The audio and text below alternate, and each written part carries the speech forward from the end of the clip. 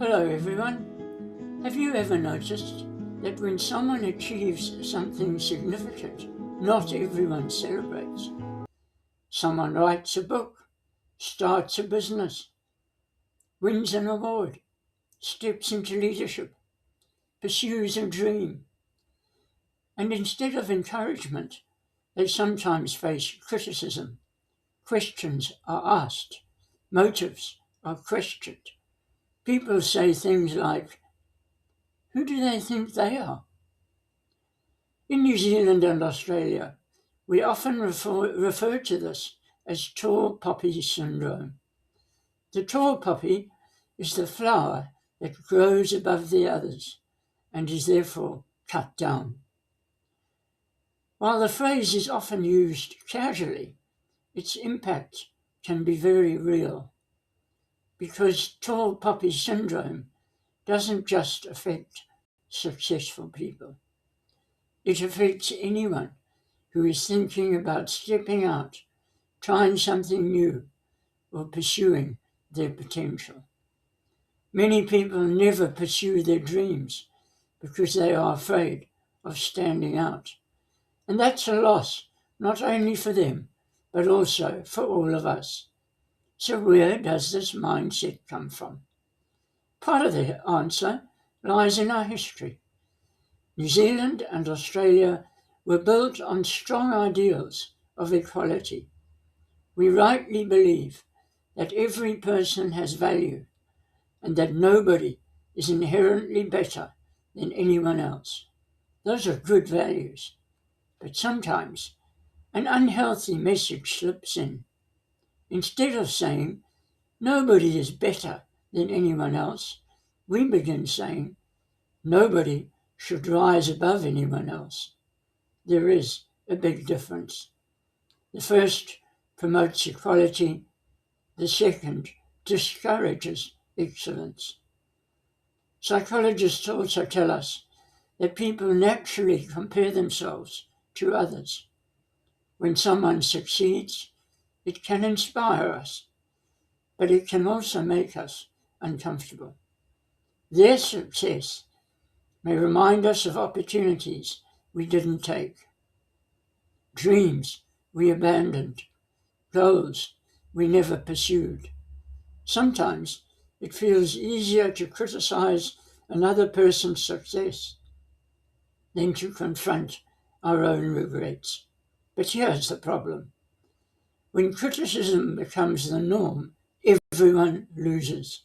Young people learn to stay quiet. Leaders become hesitant. Creativity is suppressed. Potential remains hidden. Communities suffer when people feel they must shrink in order to belong. The good news is that mindsets are not fixed. Cultures can change, people can change. Research tells us that our brains continue learning and adapting throughout life. The beliefs we inherit are not necessarily the beliefs we must keep. So what might a healthier culture look like? Perhaps it starts by celebrating success instead of resenting it. When someone achieves something meaningful, we can choose to applaud rather than criticize. We can ask, what can I learn from them? Instead of, why them? We can recognize that another person's success does not diminish our own value. There is enough room for all of us to flourish. And perhaps most importantly, we can learn to separate achievement from worth.